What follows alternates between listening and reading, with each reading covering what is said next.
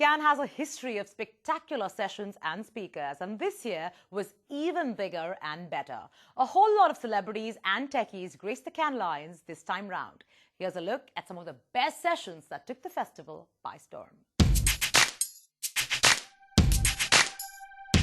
My daughter Touch taught me a really profound lesson. So we were in Dublin, and her record was called Whip My Hair, and it's a huge global success, and she's on tour with Justin Bieber, and it's 30,000 people, and she's performing. She's 10 years old, so I'm like the best dad in the world. I got my daughter a hit record, And she comes off stage and she says, "Daddy, that was great.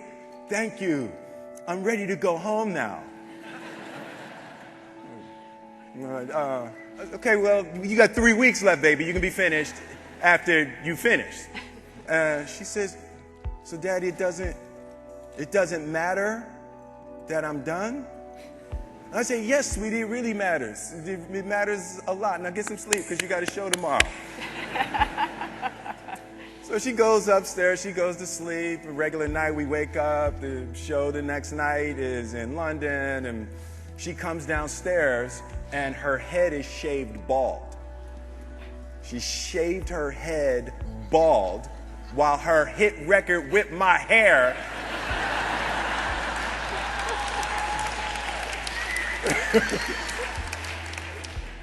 and I looked at her and she said, "Okay, Daddy, I'm ready." And I'm like, and I looked at her and I said, "Sweetie, I get it." I said, "Got it. We're going home." If you just look to our youth, to young people, they are showing us a path. And they are no longer just national citizens. They're, of course, national citizens. But increasingly, and what we're seeing, is that people also want to be global citizens. Because this world is getting smaller as this world is getting connected. And anyone that's going to try to put up a wall or put up a barrier between countries or cultures, I think, is going to be on the wrong side of history.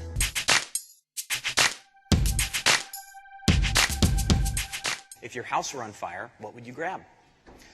Everyone says, my family, my kids, my pets.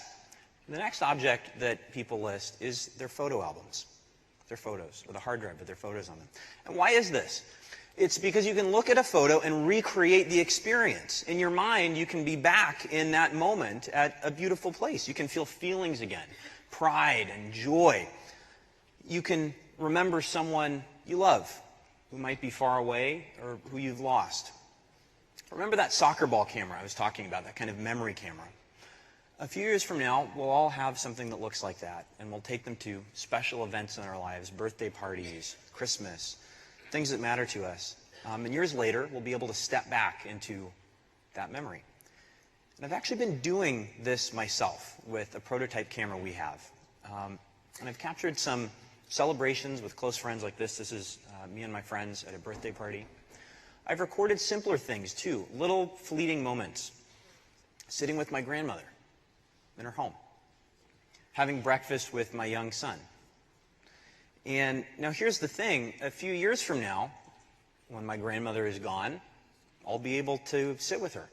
I won't just have to remember her, I'll be able to be with her in a way. 20 years from now, when my son is an adult, I'll be able to put on some goggles and sit across the breakfast table from him as a little boy, as vividly as I do today.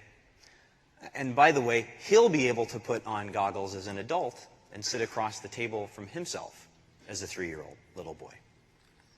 So think about the things and the places and the people in your lives that matter most to you, your parents, a place you went on holiday, friends on the other side of the world. With VR, you'll be able to be at these places and with these people whenever you'd like. And in a way, with VR, they will be with you forever.